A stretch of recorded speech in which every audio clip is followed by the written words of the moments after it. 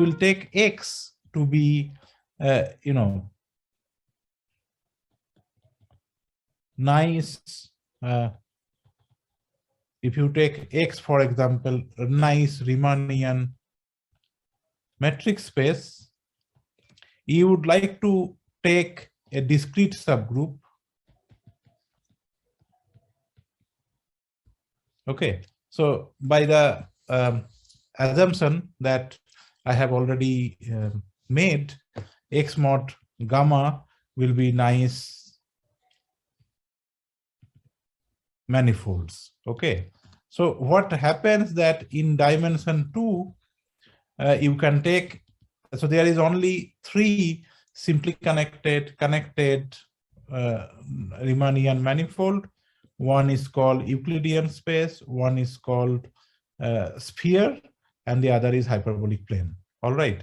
So you want to take discrete so these two spaces are somewhat rigid, so they don't have many discrete subgroups, but this space that gives you almost all 2-dimensional manifolds, right?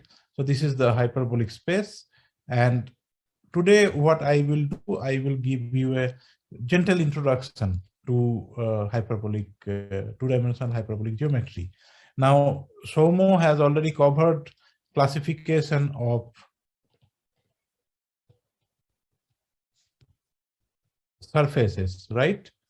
So you know that you take any 2-dimensional topological or smooth manifold, okay, which we call surface, which is compact, connected, house top, locally path connected, etc. Okay, so you take any manifold, so X.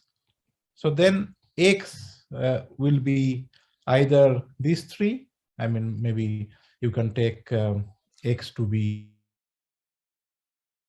up to topology. Okay, so X can be either S2, E2 mod gamma, or H2 mod gamma.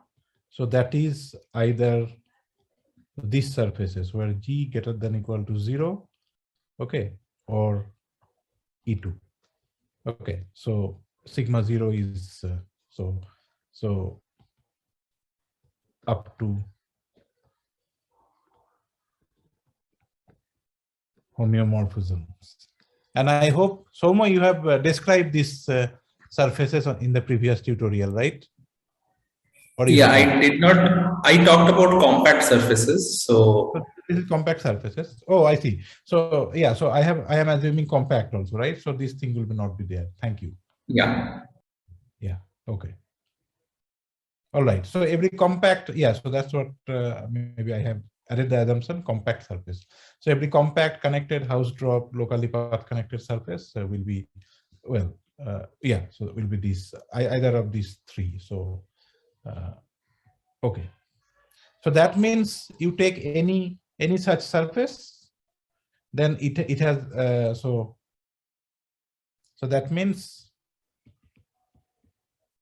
any compact surface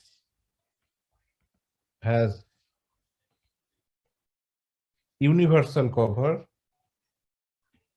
S2, E2, or H2. Okay, and moreover,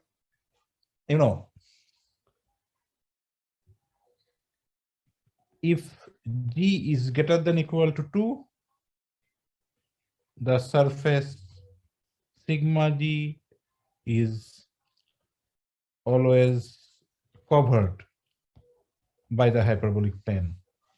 Okay, so for this reason, it is important to learn the geometry of the hyperbolic plane, and that is what we will do.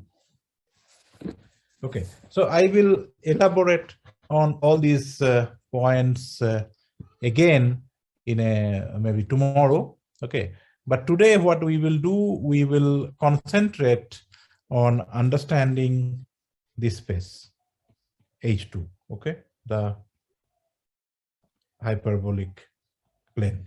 So this is the our discussion today. Okay. So this was a small overview of what we will do. So let me erase all this thing and start a new page. Okay.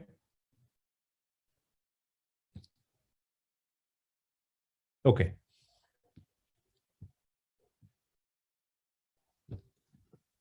Fine. Now, before starting hyperbolic, before giving you an introduction to the hyperbolic space, I will quickly recall. Yeah, so maybe I will quickly recall the Euclidean space. All right. So first, recall Euclidean space, which is Rn equipped with this metric. Okay, so now you note here that the Euclidean, well, I am talking about n-dimensional Euclidean space here. Okay, so I mean, whatever we will do, you do not actually need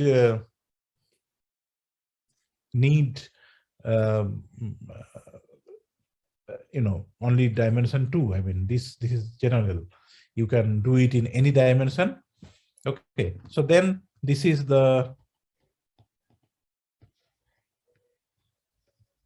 n-dimensional Euclidean space. Okay, so now in the n-dimensional Euclidean space, I mean, when n equal to 2, that all of us are very much familiar with, right? So we all know what is two-dimensional Euclidean geometry. So n equal to 2, so classical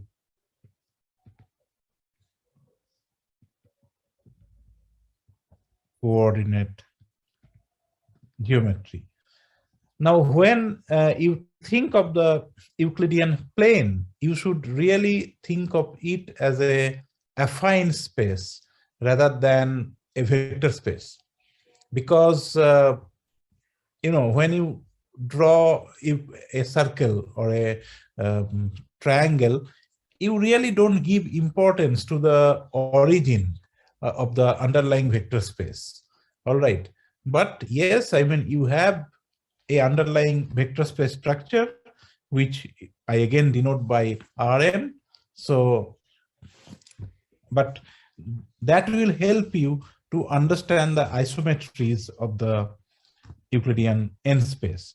Okay, so here is a quick result that I would maybe recall just to motivate the the similar construction in hyperbolic geometry. So an isometry F of En is of the form f of x equal to ax plus b, where A belongs to On, which is the group of all matrices M in it's a bad notation, but I mean, I do not know what is the what would be a good notation here. So let me see. So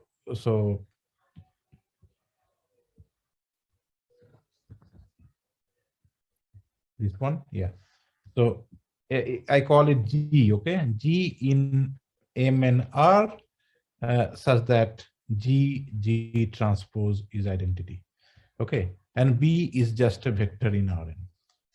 So you can try to prove this theorem. All right. So the proof is pretty easy here. So proof. No. So first note that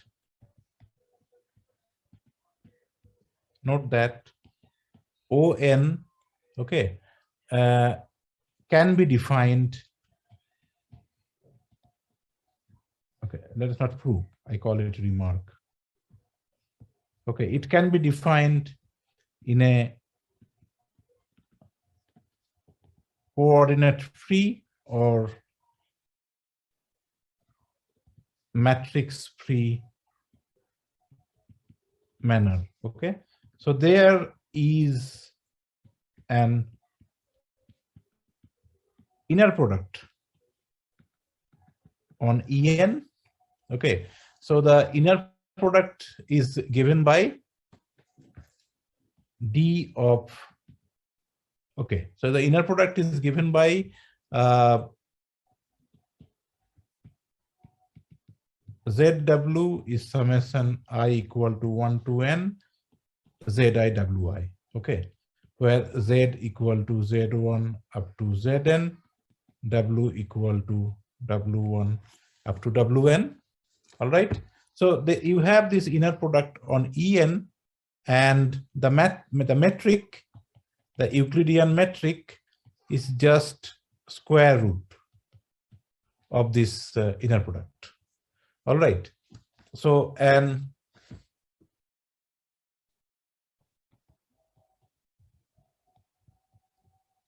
orthogonal transformation A from En to En, okay,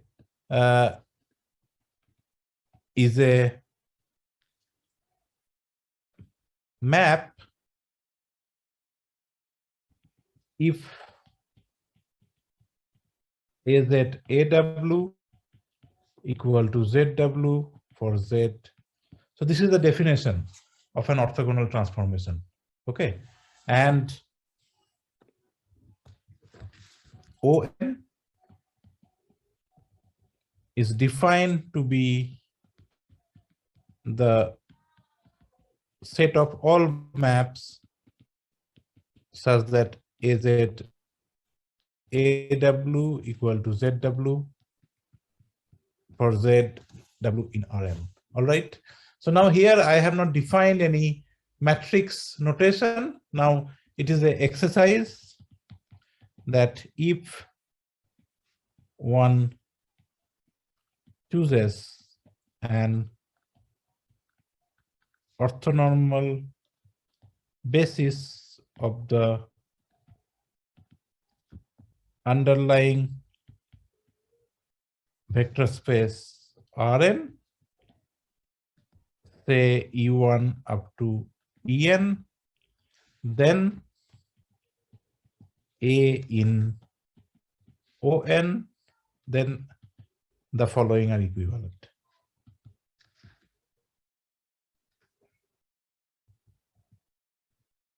A in On, okay, A maps orthonormal basis to orthonormal basis, and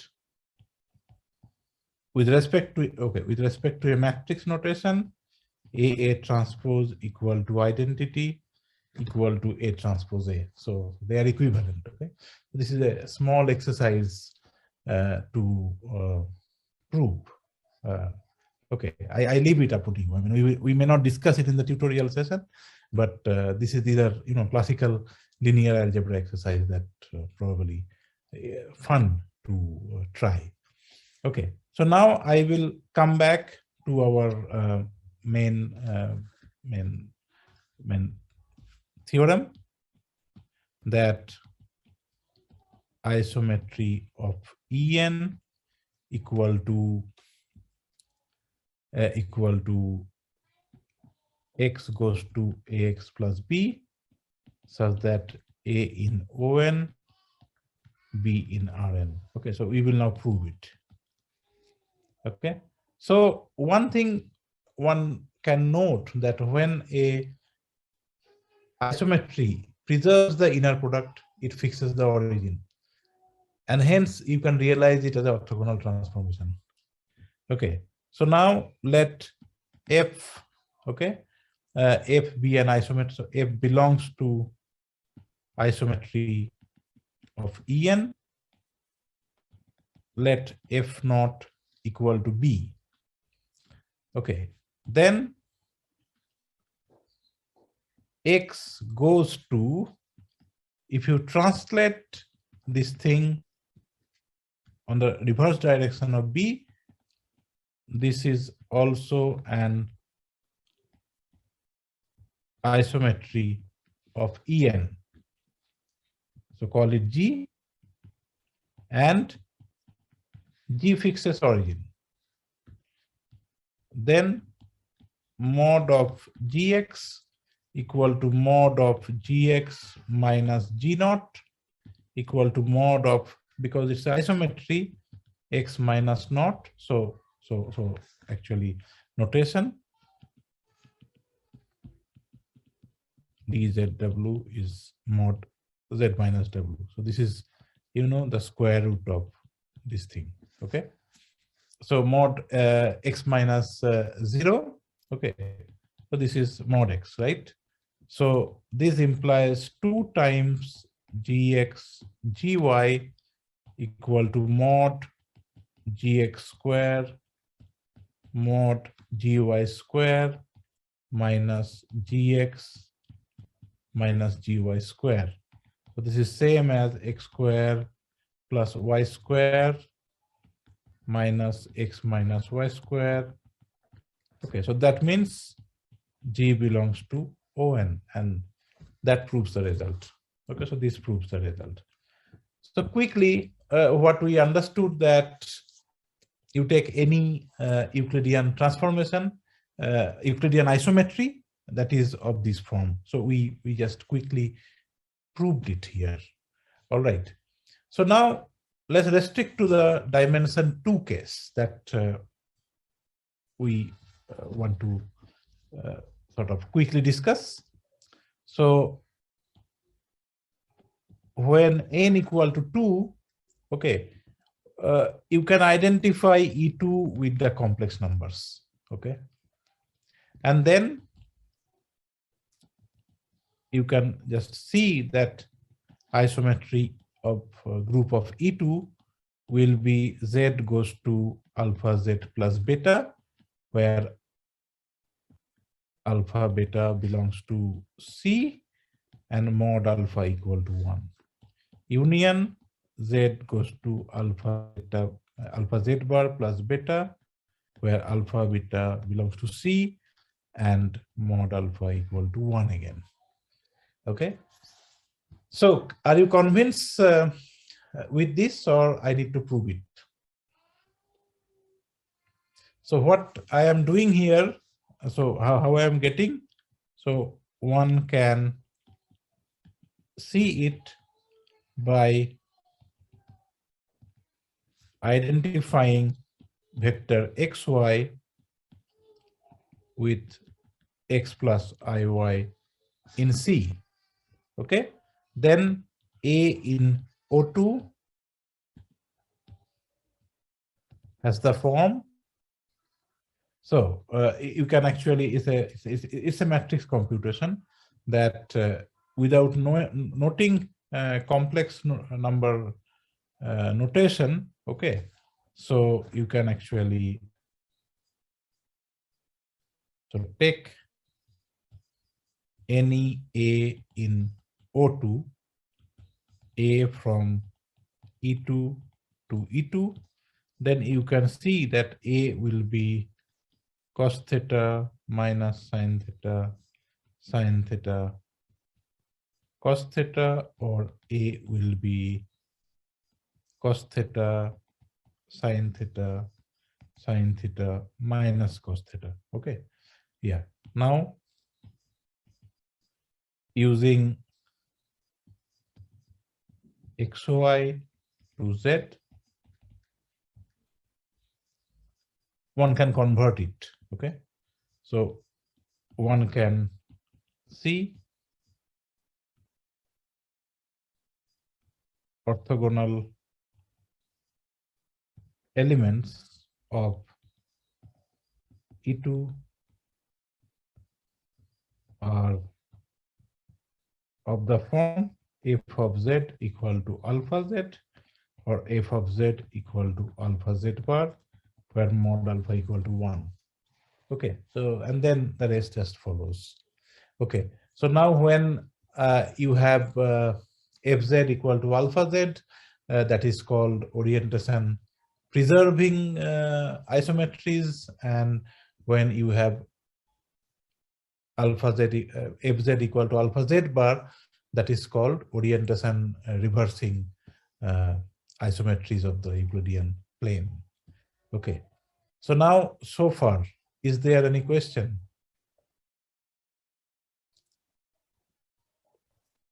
Yes, sir. Yeah. Sir, can we always identify the Euclidean space En as Rn?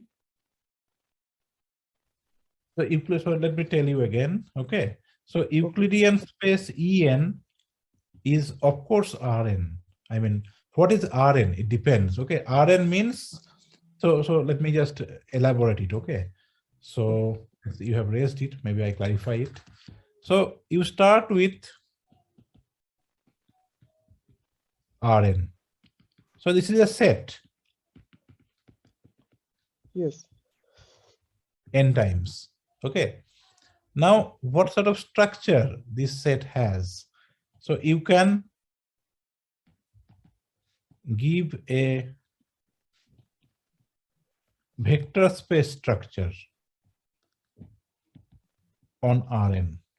Okay, Right. so you fix a origin 0. I mean, and that's the identity of your addition operation, and you give a vector space structure there. All right. Okay. Now, if you forget the origin on Rn, then it still has a structure, right? So you can actually, so vector space, there is no vector, but you can add things. Okay, you can add elements, Okay. though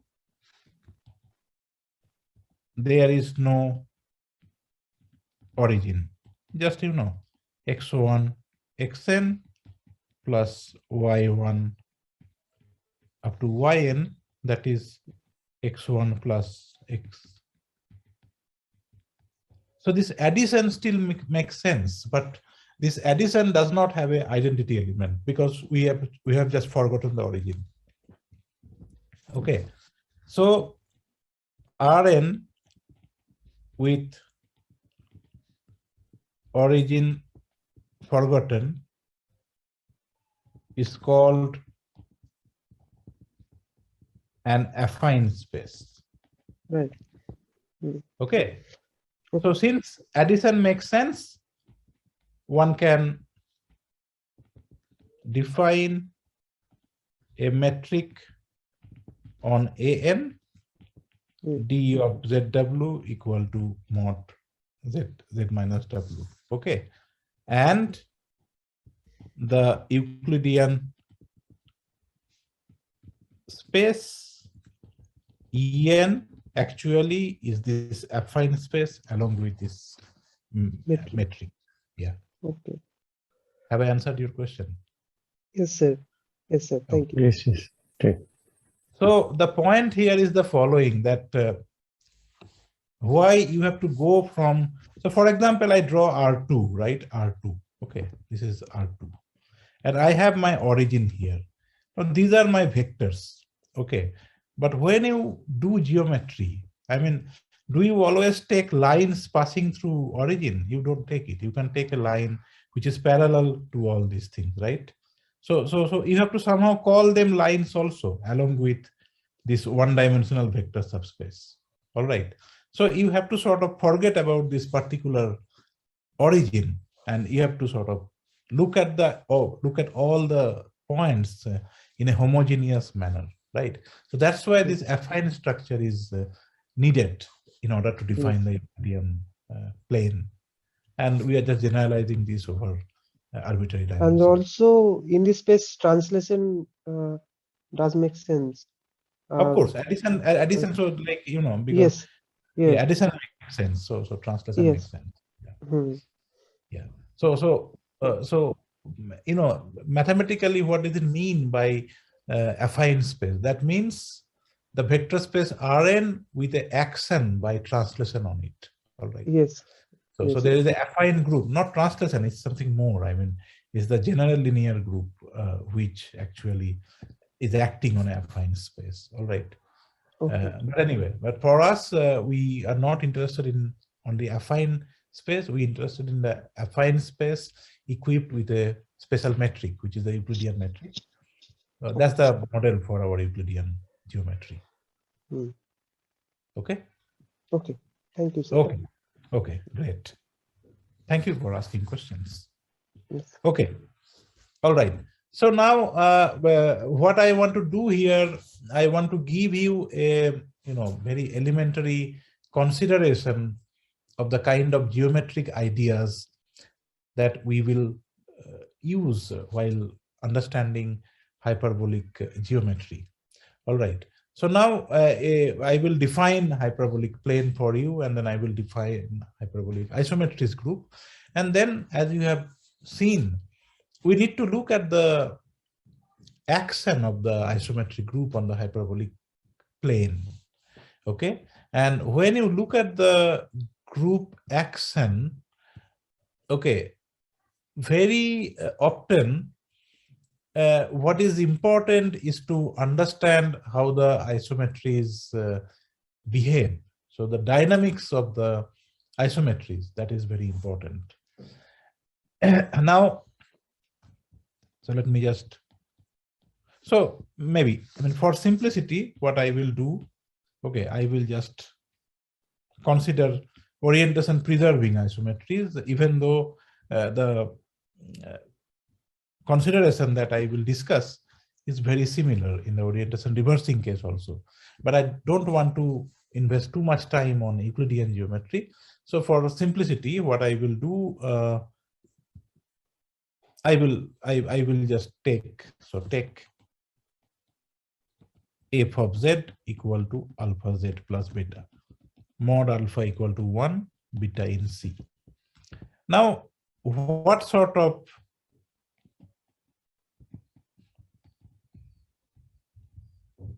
isometry is F? So what are some basic basic isometries? You can think basic isometries of E2. You have rotation, z goes to e to the power I theta z, and translation, z goes to z plus b. So, think of them dynamically. That means rotation means you have this Euclidean, Euclidean transformation that fixes the origin and then rotate every particle, by an angle theta. And then you have this translation, which does not fix the origin, but it translates everything by a fixed distance. Okay. So these are the two basic kind of transformation that you can immediately see from this expression, which are isometries of the Euclidean plane. Now, what about arbitrary transformation of this type? So suppose I have arbitrary transformation where alpha not equal to 1, beta not equal to 1. How do you detect its type? is dynamical type. I mean, is it a rotation? Is it a translation? It is what? I mean, what sort of isometry it is. Okay. So now there are certain information that is helpful to know in this regard. First of all, does F have a fixed point? I hope the grammar is correct, right? Does F have a fixed point? Okay. So answer is yes. If you just equate, Fz equal to Z, that means you get this solution Z naught, which is what? Beta by 1 minus alpha. Okay. So this belongs to E2, which is same as C. Okay. And this is the fixed point. So we see that the transformation, arbitrary transformation of the form Fz plus beta, alpha Z plus beta has a fixed point. So we can do one thing. We can change. So suppose I have this E2. Okay. And I have this function F. Okay. So what F does, F fixes Z naught. All right. F fixes Z naught. So F is mapping C to C, and F fixes Z naught. So what we can do to understand F properly, we can change this whole frame of reference through the point Z naught here. Okay. So suppose on this direction we call it Z, in this direction we call it W. And we want to understand F. Okay, F. So I call it, say, alpha. Then I have, say here I have, so I draw a schematic picture here. So F, so how to draw it? Let me just see. Okay, so call it CZ plane and CW plane. Okay, I call them. Okay, so CZ and CW plane. Let me just draw, erase everything. And so I have a plane. So F, you have CZ to CZ, that is your F. Then what you do, you change your frame of reference. You call it alpha, not alpha, I call it something else, F. Okay, so I am changing, again, I'm mixing up notation here. So call it something else, maybe G, call it G. Okay, so what is my G? So I call it G. Okay, so G is just the transformation which maps Z goes to Z minus Z naught. That means it maps Z naught to the origin here. Okay. Now, to see F from this new viewpoint in CW, what you do, you have to just start from here, then you travel here, you go and see how F acts here, and then you come back to your original frame of reference. So in other words, you conjugate it by G F G inverse. Okay, so now you just compute what is G F G inverse W. You can actually compute it. This is easy computation. You will see that this is alpha W, where mod alpha equal to 1. So that is Fz equal to alpha Z plus beta, alpha not equal to 1, beta not equal to, alpha not equal to 0, beta not equal to 0. Okay, so I have written there. Okay, so 0, this is 0. Okay. Okay. So 0 is a rotation with fixed point of rotation Z0, which is alpha by which is beta by 1 minus alpha. Yeah. All right.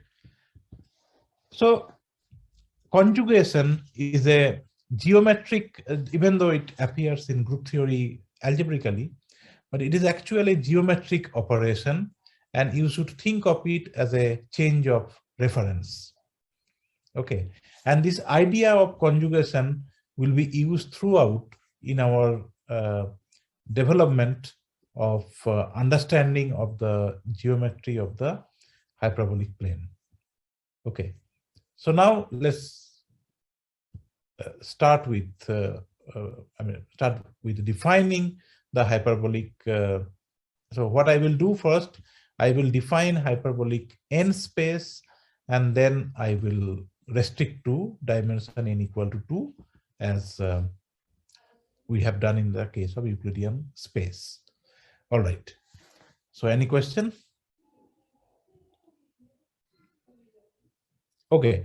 So if there is here, before I start here, I just want to comment one thing, that suppose you are given a subgroup of the isometry group. Okay. Now I have already mentioned that suppose whatever dimension x is, suppose x is a n-dimensional space, or for us it is a 2-dimensional hyperbolic space. Now if you want to classify all sort of topological spaces, all geometric spaces which is modeled on x, I will define formally what do I mean by modeled on x. But at the moment, intuitively, you can think of them as a 2-dimensional surfaces. For example, you take x to be the Euclidean, so you take x to be the Euclidean plane, and y to be E2 mod gamma. Then if you want to classify all such surfaces of the form E2 mod gamma, what you will do, you have to classify the discrete subgroups of the isometric group of the Euclidean space. So in dimension 2, as I have mentioned, that there are only 3 Riemannian spaces which can be the universal cover to a surface.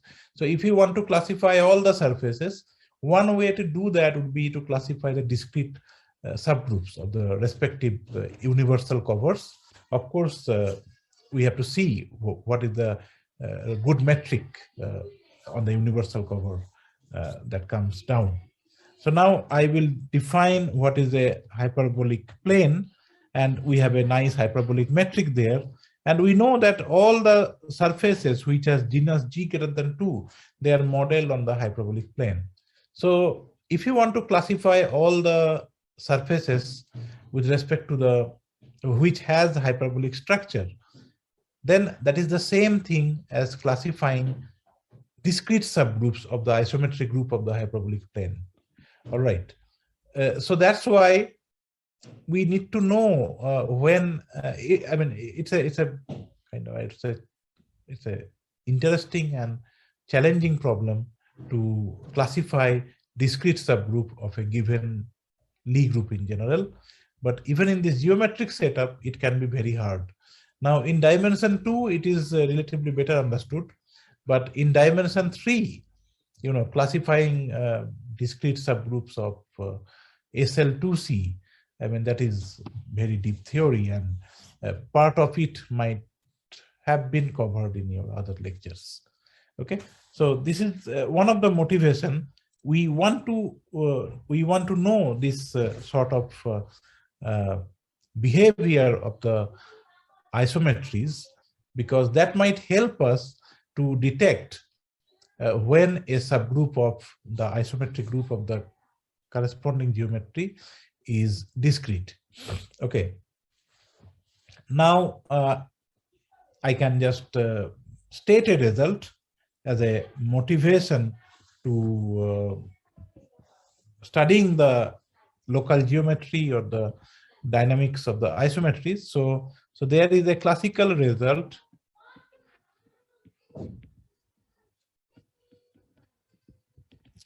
of Nielsen, okay, which says that if a subgroup of isometry of the hyperbolic space contains only hyperbolic transformations, then it is discrete. Discrete means in the sense that we discussed yesterday, that as a topological group, it is a discrete subgroup. Okay, so you see that I mean there are results where you can just pick up any element if all of them are all of them turns out to be hyperbolic, then you can say that this is a discrete subgroup. All right. So that's why I think we need to analyze the types of isometries in a given geometry, because that can have deeper implication.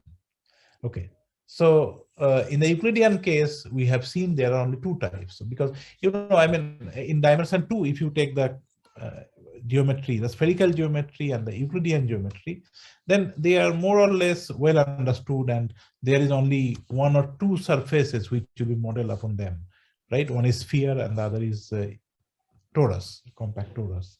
But all other surfaces are modeled on the hyperbolic plane. So it is more interesting to study. And I mean, you see, I mean, this whole workshop is influenced by geometry of this space. So now what I will do, I will give you a very elementary introduction to, I mean, not elementary, I would say very basic introduction to hyperbolic geometry. And in the other lectures, you will have a deeper exposure to the generalization of this theory. Okay, so now what I change my slide probably, and I start a new topic. It's called hyperbolic space. Okay, all right. So what I will do here, I will define hyperbolic space in a general setup. Okay, so let F is the field of real numbers, the complex numbers, or the quaternions. So do people know what is the what are quaternionic numbers?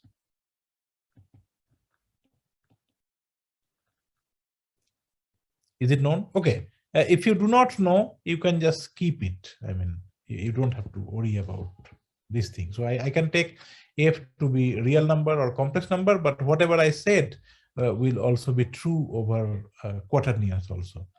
Okay. So let B to be the vector space Fn plus 1. Okay. So for quaternions, one has to fix a direction. Okay, so let's not bother about that at the moment. We just take x equal to real or complex for simplicity. So now let B equal to Fn plus 1 equipped with the Hermitian, or you can also call it inner product. Okay, ZW equal to minus Z0 bar W1, Z1 bar W1, and Zn bar Wn. Now you can see that the length of a vector is not necessarily positive here. Okay, okay, so you denote it by UN comma 1F. So G, okay, Fn plus 1 to Fn plus 1 linear, such that Gz GW is ZW. Okay, So common notation, UN comma 1R, it is denoted by ON comma 1, and UN comma 1C, it is denoted by UN comma 1. Okay. All right. So now, this group, I mean, this group as a topological space has 4 components. Okay. So note ON comma 1 is a Lie group with 4 connected components. Okay. And the center Z ON comma 1 is plus minus identity, but the center of the other group is a 1 parameter subgroup. Okay, where lambda is in C star. Okay, so I think that is correct. Maybe yeah, I mean lambda in C star is the center. Yeah. Okay. Yeah, that's okay. So lambda is the so it's yeah. So this is the center. Okay. So so Chandan, are you there?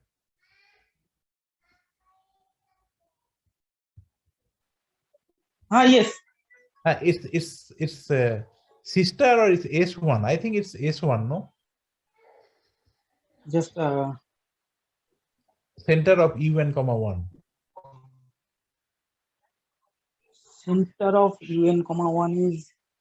I think it will be a circle, right? I mean, it's a yeah. So Yes. Circle. S1. Circle. It's S1. Yeah. So this is I have to add here. So lambda in S1, no, I think it's fine. So let's write it like this. Oops. So this is the lambda in C star mod lambda equal to 1, S1. Okay. So that's the center of. Okay. So yeah, so it's S1 because it preserves the Hermitian product, and you can actually see it. Okay, because suppose lambda in C star. Okay, then when lambda x equal to xx, that will, if and only if lambda equal to 1, because of the inner product. All right, so it's the circle S1. All right, so now Yes, what? Yes. Yeah, exactly. Yeah. So now so this is one observation. So now when you have this so define, you have this Hermitian product on Fn plus 1. It divides the entire space into 3 subspaces. Okay, so V naught, which is so I call it V equal to Fn plus 1. Okay, so V naught is Z in V such that ZZ equal to 0. V plus is Z in V such that ZZ greater than 0. And V minus is Z in V such that ZZ less than 0. Okay, so now that means your V is V naught union V plus union V minus. Okay. Now observation.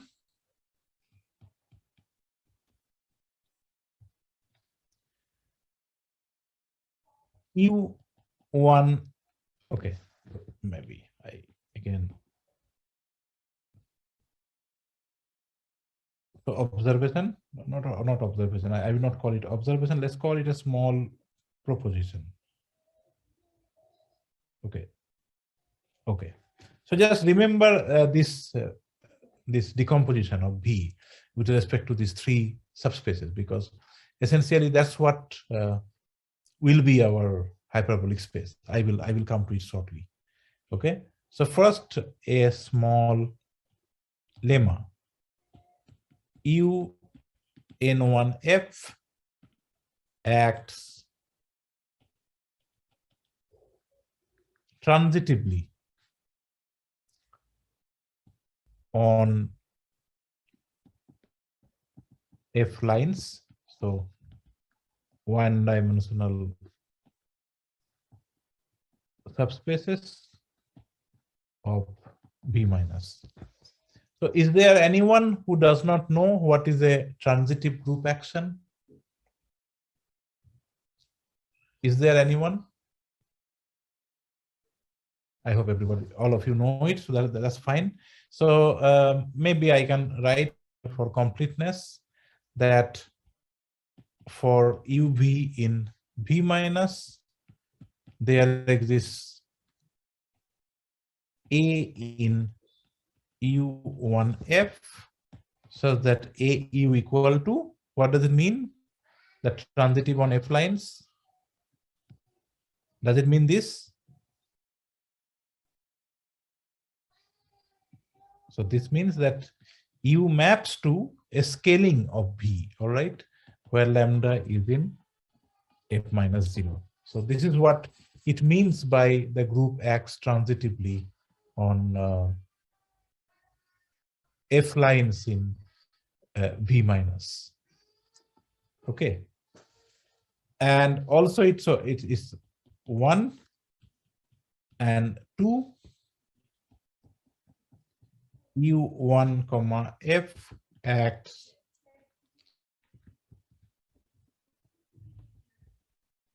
doubly transitively on F lines in V naught.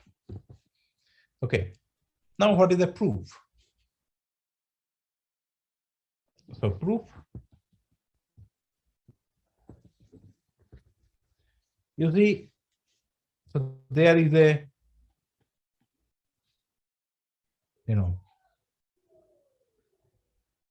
one-dimensional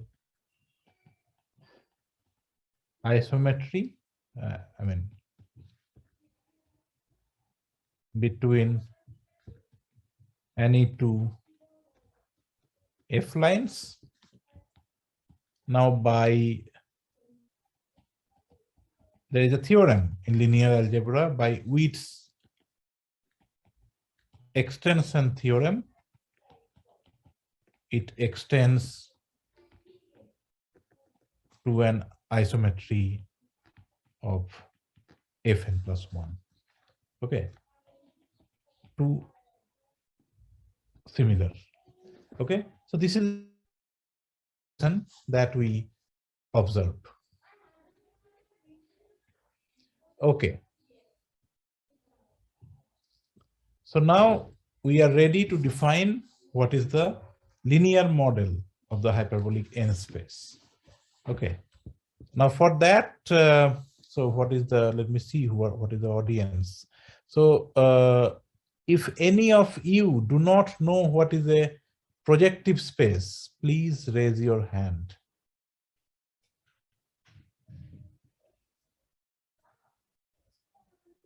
Okay, so everybody knows what is a projective space. So now hyperbolic space. Okay, so let P of V be the projective space obtained from V. That is, P of V is this set V minus 0 with respect to this equivalent relation, where U in V, if there exists lambda in F minus 0 such that U equal to lambda V. Okay, U equal to lambda V. Okay, and so with quotient topology. Okay, so let pi V to not P. What is the pi? Is the pi is the projection map, which is V minus 0 to PV. Okay, be the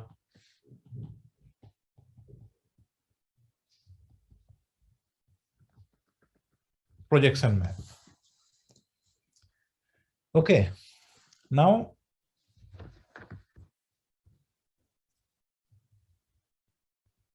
define H and F to be pi of V minus, okay, where V minus was our vectors with negative length. So this is my definition. So H and F is called the n-dimensional F hyperbolic space. Okay. Now clearly,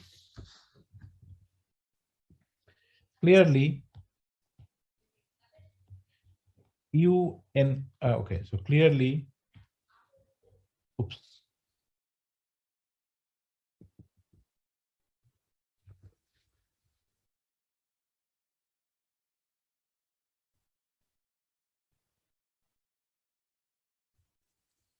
If you have G in UN, 1F, then G of V minus is V minus, and G of lambda V is lambda GV. What does it mean? Thus, UN, 1F acts on P of V, okay, and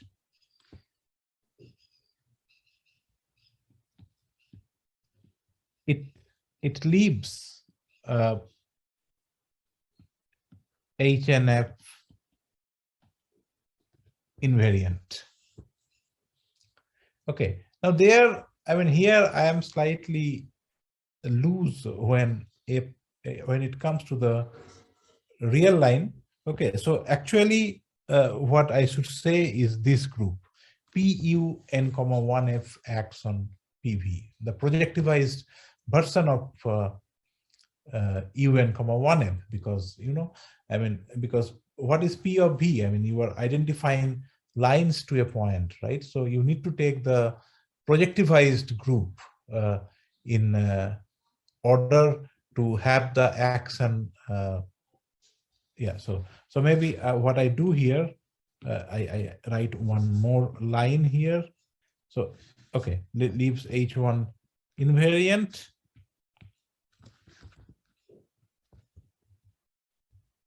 However, the action is not, well, I would not call it free, but there is a effective, as it has a non-trivial kernel. Okay, so what is the kernel of this action?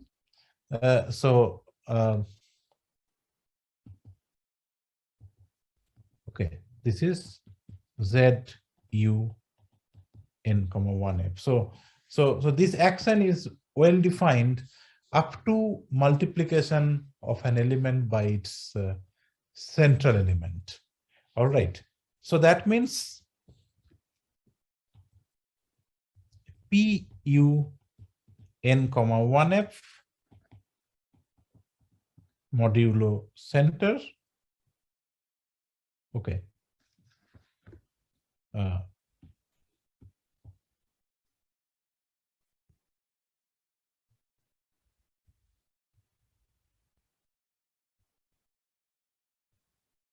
Thus PU n comma 1f modulo center acts effectively. That means the kernel of the action is identity,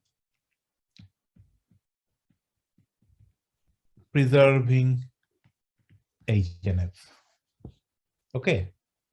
But however, I mean, every time so that means the group that preserves HNF is actually and acts effectively is this group PU n comma 1f. Okay, it's not UN comma 1f, where you can have some non-trivial kernel of the action. Okay, so just we note that. Now we have already seen. Okay, and okay, all right. So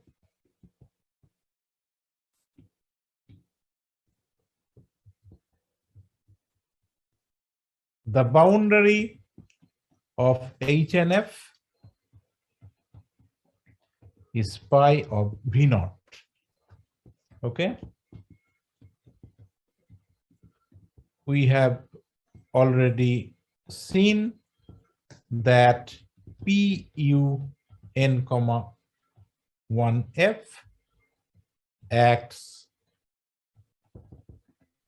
transitively on HNF and doubly transitively on del HNF. Okay, so whatever we have defined so far is purely linear algebraic. I mean, there is no geometry as such here.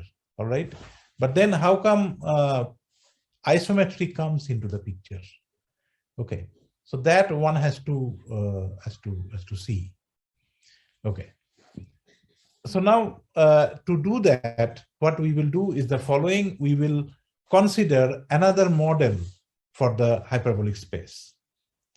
Okay. Here, Yeah. what kind of boundary you are considering if all things are coming algebraically? I am just, yeah, so I will define. I mean, at the moment you take it as a definition.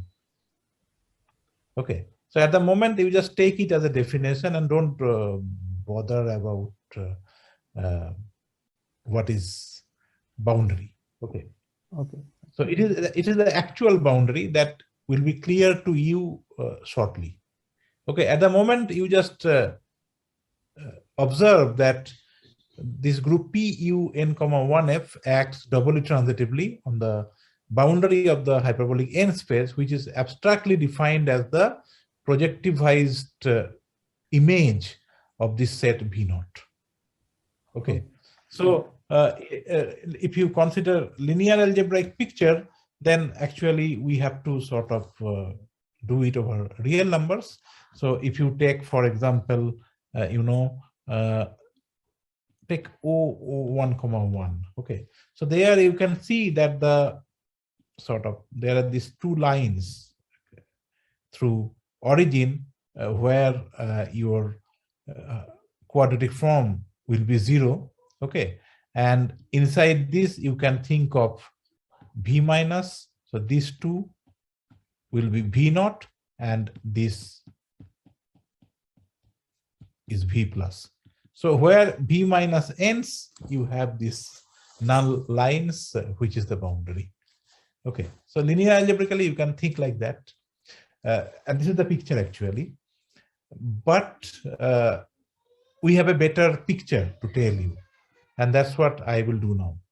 Okay. So you are saying this bi-infinite cone is the boundary. At the moment, it's not a bi-infinite cone. It has a so is the unprojectivized version. So in the unprojectivized version, by infinite cone is the boundary. Oh, Yes. okay. And the inside the cone you have b minus, outside the cone you have b plus. Okay, after applying Okay. the pi on this by infinite cone, whatever space we are getting, that is the boundary. Now, after applying pi, this whole picture will reduce to a very familiar picture that you already know. Okay. Okay, so that's what I am doing. Okay, so a more visual model for HNF. I think it will be good if we write how hyperbolic space is coming from this. That's what I will do. Don't worry. Yeah. How are you, Sagar? Yeah, good. How is your health now? Good? Yeah, better from. Better. Yeah. Okay, good. Okay. So now, Rakesh, this is not, I am calling it visual model, but visual, in the sense of English language. Okay. I mean, don't think of it as the visual boundary that you may be more familiar than me. All right. Yeah. Okay. So now let Z equal to Z1, Z0, Z1 up to Zn belongs to B minus. Okay. Then we know that we have this condition, right? So this implies minus Z0 square plus Z1 square plus Zn square less than 0. Okay. So now what does it mean?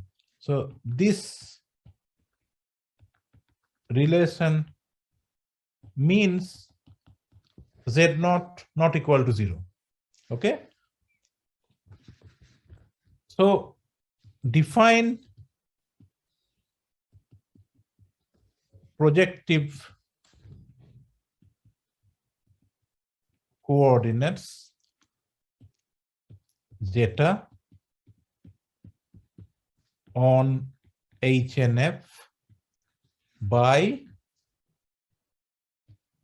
zeta I pi of Z to be Zi by Z0. So now if you call it zeta I, okay, I mean, maybe let me not write all these things. I just simply write it as zeta I. Okay. So if you do that, then from here, you can see that what does it mean? So this implies mod of Z1 by Z0 square plus mod of Zn by Z0 square is less than 1. That is mod of Zi1 square by zeta n square is less than 1. Okay. So HNF is same as the ball zeta equal to, okay, Z1 up to Zn in Fn such that I equal to 1 to n. All right. So for example, when you have say F equal to real and n equal to 2, what is H2F? H2F is just Z equal to Z1, Z2 such that, okay, so just let me write it down. So what is H2F?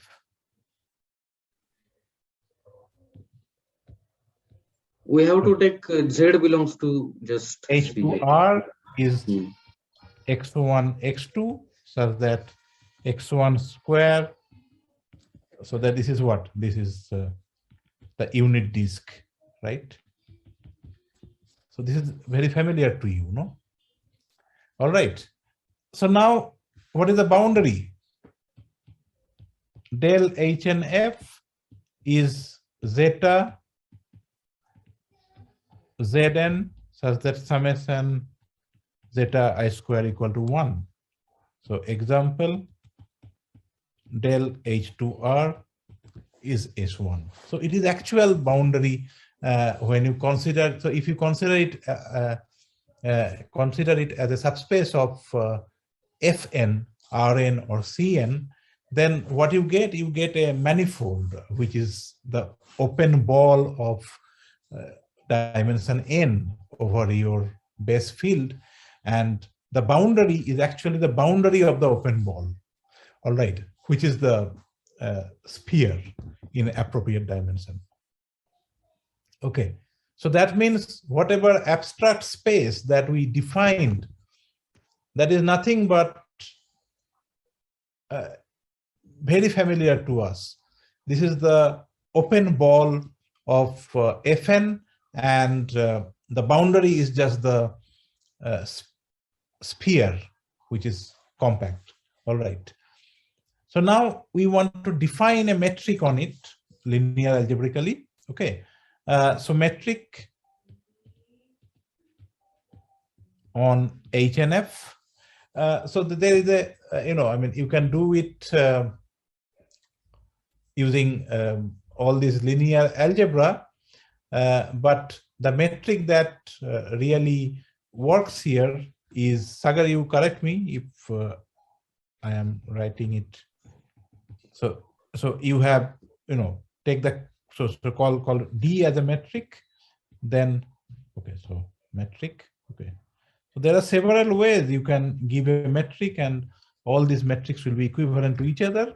So this is one such metric which is obtained by the inner product, the underlying inner product on the complex hyperbolic plane. Okay. Now the derivation of the metric is slightly technical, but it's not difficult. I mean, it's just you have to keep track of. I think it will be cos square of distance between ZW. Okay. Yeah. Good. Yeah. All right.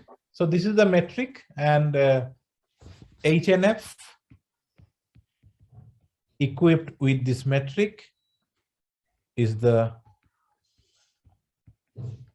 n-dimensional F hyperbolic space. All right. So now you can see that you have a space here, which is like unit disk, and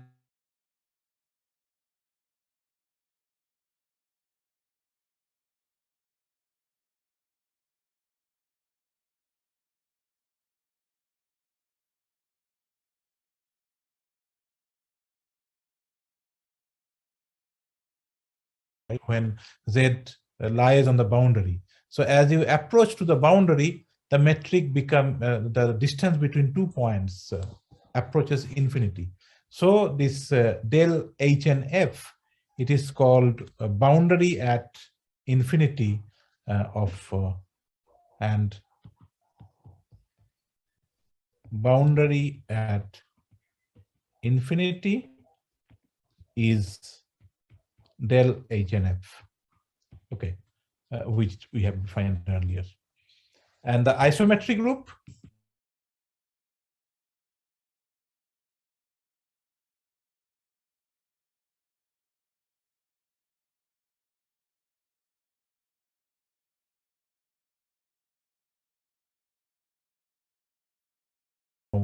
because every element of UN, 1 preserves this inner product, and we have seen that.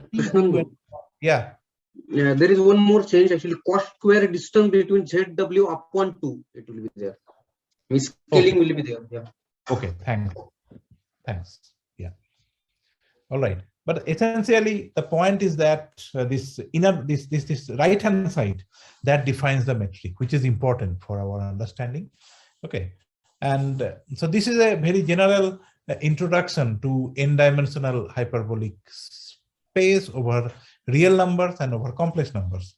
And the respective isometry groups, as I told you, when un, 1 r, that is PO n, 1, and un, 1 c, that is denoted by PU and 1. Okay. So this is a very abstract formulation, and actually we can, yeah. So one more result that I would state here, that note that, so there is a topological theorem called Brouwer's fixed point theorem. Every element f in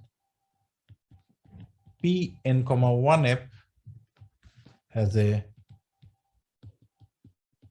fixed point on Hnf bar, which is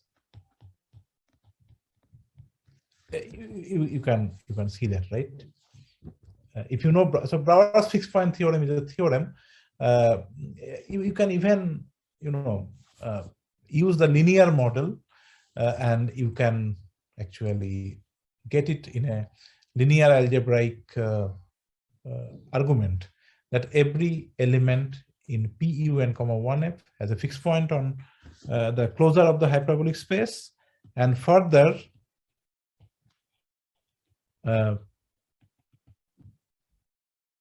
it cannot have more than 2 fixed points or del HNF when, okay, so maybe I rephrase it in an appropriate way. So let's rephrase it, because what I'm writing is otherwise is bad English. So let's rephrase it in a nice way. So moreover, when f in PUN, 1f has no fixed points on the hyperbolic space, it can have at most 2 fixed points on the boundary. Okay. Now, why that is so? So there are, you know, 2 ways one can actually see it. That suppose it has more than 1 fixed point. Okay, so then you can join. Okay, I have not defined what is the geodesic, but is the, I mean, the metric I have given. Okay, that can be made equivalent to a Riemannian metric, and then you can define a geodesic on hyperbolic plane. Okay, so every geodesic. So I just mention here that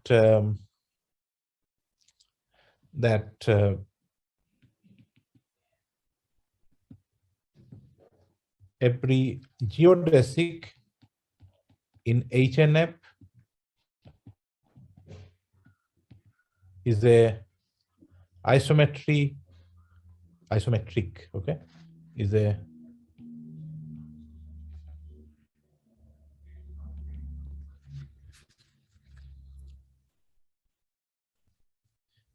isometric copy of the one-dimensional real hyperbolic space. Okay, so that means it's just, you know, I mean, it's a projectivized version of R1, 1. You can think it in that way, and given any 2 points PQ in HNF, there is a unique geodesic connecting PQ. So that means the hyperbolic n space is a unique geodesic space. Okay, and given any 2 points, you can always join them by a geodesic, and the geodesic segment joining PQ can be extended on both sides to the boundary. Okay, so this is a fact that I don't have time to go through in detail in general dimension, but we will work it out for dimension 2. All right, we will work it out. But now let me just quickly tell you the argument why it cannot have more than 2 fixed points. Because suppose it has more than 2 fixed points. So what is the assertion? That suppose F has no fixed points inside the hyperbolic plane, but it has more than 2 fixed points on the boundary. What you can do, you can join them by a geodesic. Okay, then you can probably take a then you can probably take a orthogonal to the orthogonal segment from this point to this geodesic. The point where it hits, I mean, the isometry has to fix it. Okay, because it's isometry, right? So it has to fix this. Here I have assumed a few more notions like angle, etc., but it will always have, so you can prove that if it has more than 3 fixed points on the boundary, it will fix 1 point inside the ball also. So that's why it can have at most 2 fixed points on the boundary. But even otherwise, you can do linear algebra. Okay, so you see this original Hermitian form was of signature n, 1. Now, when you choose a basis of the Hermitian form, a orthonormal nice basis, you can include at most 2 null vectors in that orthonormal basis. Okay, so if it has 2 more fixed points on this boundary, so if it has suppose 3 fixed points on the boundary, then the basis that it will create, that will make this form degenerate, which is not possible. So that's another argument that if F has no fixed point inside the hyperbolic n space, it can have at most 2 fixed points on the boundary. Okay, so now this gives us the following definition, that an isometry F in PUN, 1F is called elliptic if it has a fixed point on H and F. It is called hyperbolic if it has no fixed point on H and F and exactly 2 fixed points on the boundary. It is called parabolic if it is non-elliptic, that means it has no fixed point on the inside and exactly 1 fixed point.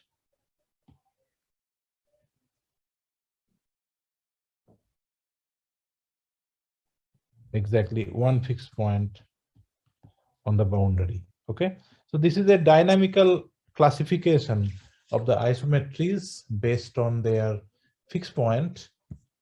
Okay, and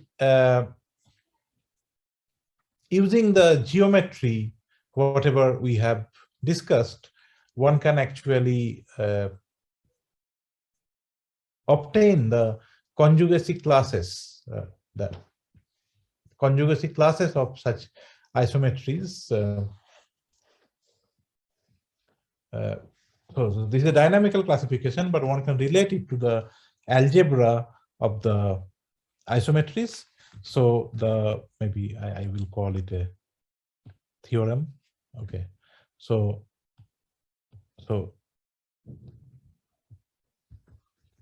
and I think I will stop here after stating this result, because it's already 1.5 hours and all of you must be tired, right?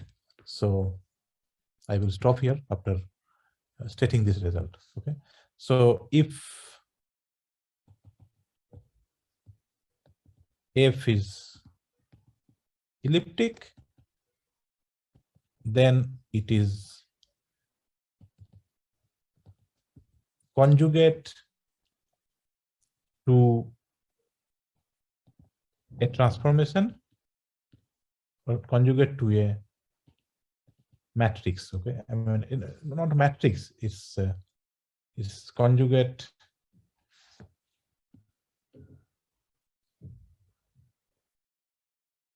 so precise statement is the following: is conjugate to a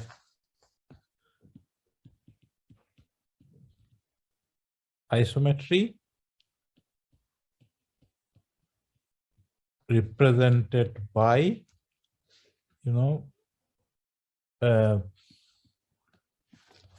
so these are elliptic transformation, right?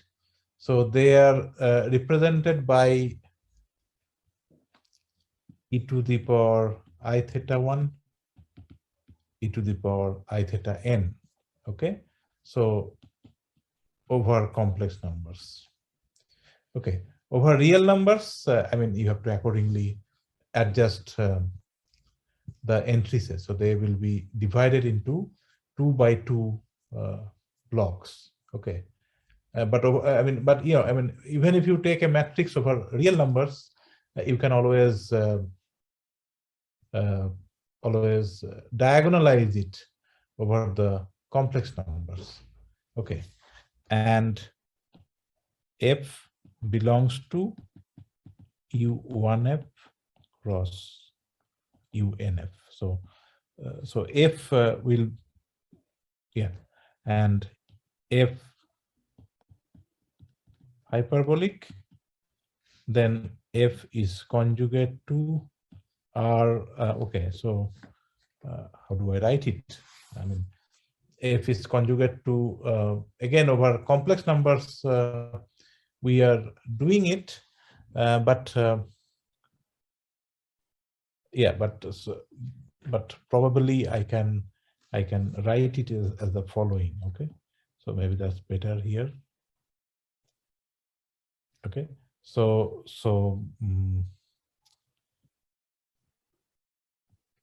R e to the power I theta, and then e to the power I theta 1, e to the power I theta n, again over complex numbers. Okay, and F parabolic unipotent, then it is given by a Jordan form in this setup. In other words,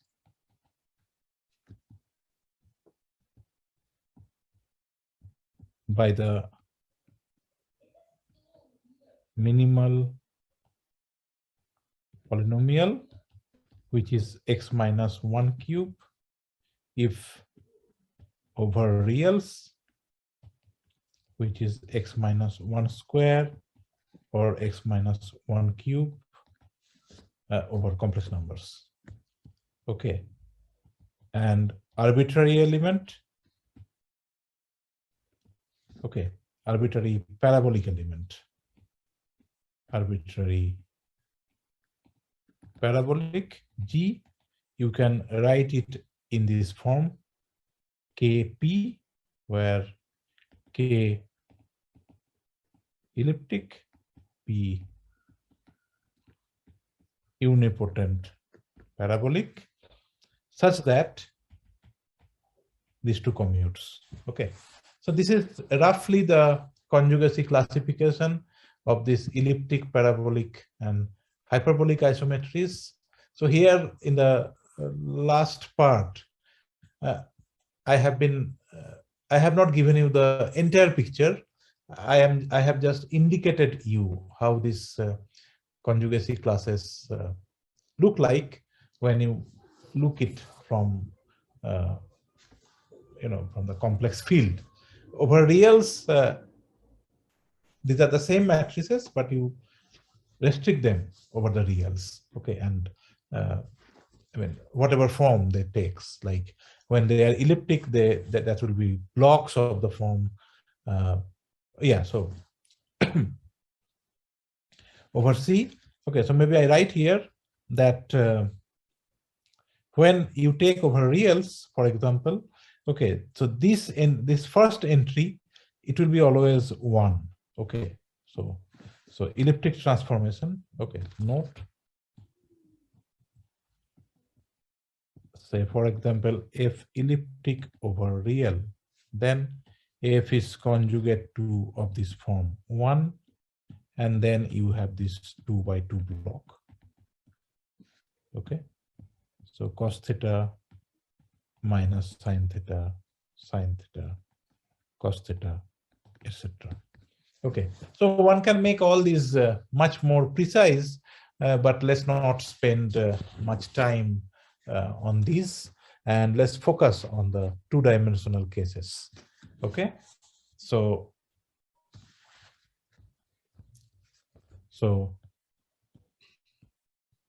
we shall now focus on dimension 2, which is H2R, which is Z in C, such that mod Z less than 1 and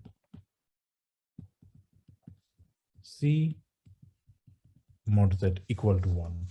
Okay, so there we will see that this is the disk. Okay, then geodesics. The geodesics will be semicircles orthogonal to the boundary or the diameters. Okay, and this is the nice property that you take any geodesic and take a point outside it. There are several geodesics which are disjoint from the given one and passing through the given point P. So that means this violates Euclid's fifth postulate, and whatever we are discussing are giving you the so-called non-Euclidean geometries, okay, in a much more general dimension. Okay, so I think I will stop here today, and